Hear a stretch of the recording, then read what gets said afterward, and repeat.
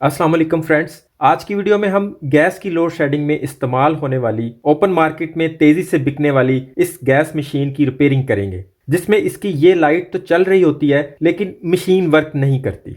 तो आज की वीडियो में इसी मसले का हल करेंगे।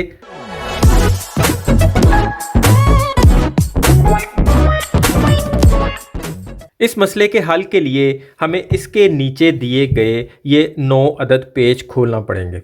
अब हम इसके बॉटम को इससे अलग करेंगे। यहाँ पे एक अदद जैन होता है जो गैस की लीकेज को रोकने के लिए होता है, हमें उसको डिस्ट्रॉय होने से बचाना है। इसके साथ कोई ग्लू वगैरह नहीं लगी होती, ये बड़े आराम से इसके साथ से अलग हो जाएगा, लेकिन इसे फटने नहीं देना। इस बात का हमें इसके बॉटम कवर को खोलते ही अंदाज़ा हो जाएगा कि इसकी ये कॉइल बर्न तो नहीं हुई, मतलब ये जल तो नहीं गई। अगर इसकी ये कॉइल इसी तरह गोल्डन कलर की दिख रही हो तो बाज़ाहिर हमारी कॉइल तो ठीक ही है, लेकिन इसमें अगर लाइट चल रही है और मशीन ऑन नहीं हो रही तो नॉर्मली इस केस में मशीनों में जो फॉल्ट आता है वो ये होता है कि जब मशीन चलती है तो ऑब्वियसली वो वाइब्रेट करती है। क्योंकि वाइब्रेशन सिर्फ इतने हिस्से में ही होती है, इसलिए ये टांके हर वक्त वाइब्रेट करते रहते हैं, जिसकी वजह से 90% केसेस में यहाँ से कोई ना कोई टांका उखड़ जाता है। तो सिंपली हमें यहाँ से चेक कर लेना है। अगर तो टांका उखड़ा हुआ दिख रहा है तो हम काविये के साथ इसे सोल्डरिंग कर देंगे, और अगर टांका उखड़ा हुआ नहीं दिख रहा तो फिर यहाँ पे हम चेक करेंगे कि इन दो जगह पे करंट आ रहा है या नहीं। जिस जगह से सर्किट में से आउट हो रहा है इस जगह पे भी इसका करंट चेक कर सकते हैं, और जिस जगह पे यहाँ जाके उसके साथ टच हो रहा है इस जगह पे भी हम मीटर के प्रॉम्प्ट लगा के चेक कर सकते हैं। अगर यहाँ पे करंट आ रहा है तो इसका मतलब साफ है कि या तो यहाँ पे टांका सही नहीं लगा हुआ,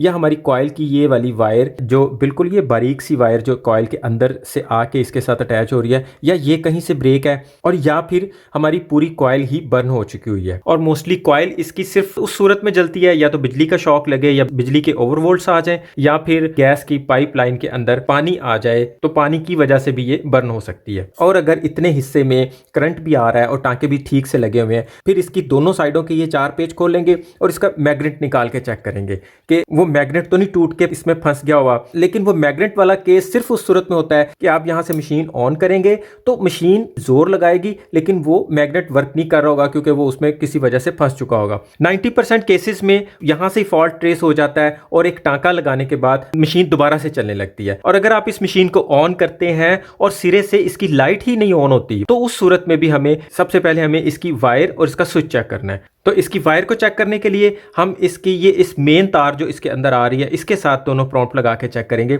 यहाँ पे इसके वोल्ट्स आ रहे हैं पूरे, और इसी तरह ही जब हम इसे ऑन करेंगे तो इस जगह से करंट पास होना शुरू हो जाएगा। तो हम इन दोनों जगह से करंट को टेस्ट कर लेंगे। अगर यहाँ पे करंट आ रहा है तो वायर ठीक है, अगर यहाँ पे करंट आ रहा है तो सर्किट ठीक है, और अगर इस जगह पे करंट नहीं आ रहा तो वायर खराब है, और अगर इस जगह पे करंट आ रहा है और यहाँ से पास नहीं हो रहा तो फिर आपका ये सर्किट खराब है। इसको खोलने का बड़ा आसान तरीका होता है, इसके ये वॉल्यूम की नॉब पुल करके बाहर खींच लेंगे, किसी प्लास या नोज प्लास से इसका ये वाला नट खोल देंगे और ये सर्किट यहाँ से बाहर निकाल लेंगे।